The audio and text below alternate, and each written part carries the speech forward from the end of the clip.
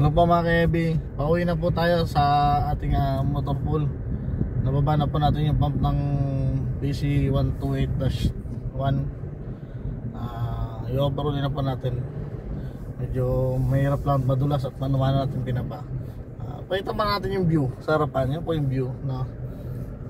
Mamaya po papakita natin yung pump, yung mga laman loob, mga ano. Tingnan nyo.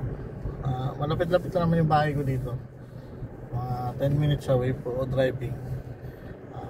Yung mga tao po sa likod, tingnan nyo, hindi na sila pumasok dito dahil naliligo na po ng langis.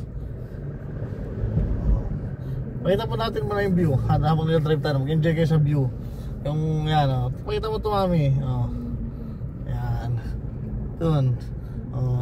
Ayan ang view. Balik mo sa akin yung cam. May aso.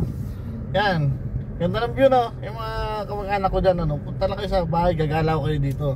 Huwag na rin kayong mahiya magdala ng dadalhin nyo. Gagalaw kayo dito sa lugar ko. Ito nga pala, medyo meron tayong konting short story. Itong San Nicolas, ito pala yung original na bayan ng Taal, no? Taal, Batangas nung araw. Hindi ko alam kung 18 something o anong buwan ba yun. Wala kasi si Google, kundi na-research ko. Pumutok yung Taal Volcano, natabunan yung simbahan. Kaya lumipat sila dun sa kabila, sa katabi ng Lemery. Nandun po yung Taal na bayan ng Taal. Ito po, yun na itatanong nyo po na yan. Pakita mo po, Miss Cameraman. Yan po yung Taal Volcano. Yan po, titingnan nyo. Tapos hindi rin po, iba po yung Taal Volcano sa bayan ng Taal. Ang bayan po ng Taal ay katabi po ng Lemery, Batangas. Doon po nakatira sa Lemery. Yan, no? Ito po yung konting short video natin na trivia para alam nyo na iba ang Taal Volcano at iba ang bayan ng Taal. So tingin mukha ko dyan, kaya naman ang konti. Tingin mo yung mga ano natin, tinadaanan po natin, no? Tingnan nyo po, yan. Inggit kayo, no? Punta kayo sa bahay, gagalaw kayo dito. Dito po tayo sa Lava Walk, no? Kung tawagin nila, ito ating natawag na Lava Walk. Sa mga taga dito, tama ba yun, Lava Walk? Hindi rin naman kasi ako taga dito. Naglakas loob lang na dumayo dito para maghanap buhay. Doon po, kadugtong nating video, tingnan nyo po yung mga view. May kambing, may tao, ayan o, may tao, ayan po. Diba? Yan nyo po, yan. Ito po yung bayan ng San Nicolas.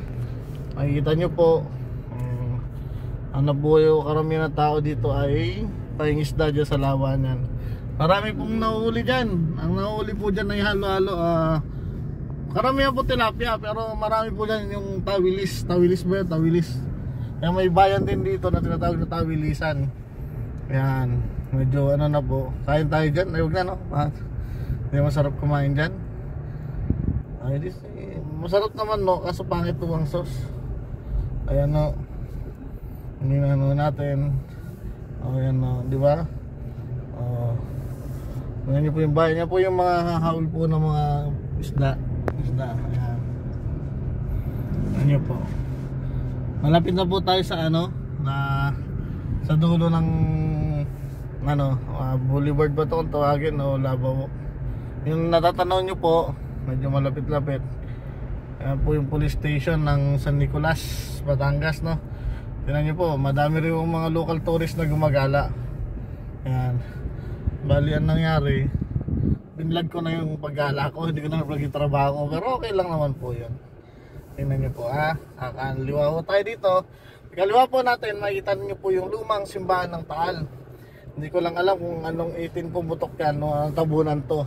Tapos sumulpot ang pag-alis ng Taal na bayan ng Taal dito, sumulpot ang bayan ng San Nicolas. Tingnan nyo po. Yan po, tingnan nyo po. Yan po yung gumong simbahan ng Taal. Nang pumutok po yung Taal, di ko lang alam kung anong year. Yan. Yan po ang lumang simbahan ng Taal. Pero ngayon po, wala na po dito ang simbahan ng Taal.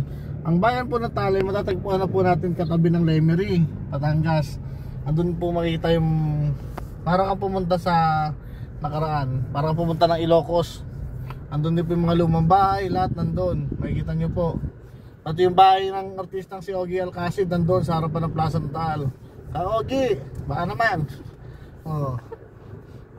Uwi na po tayo, mamaya naman, and bye bye po.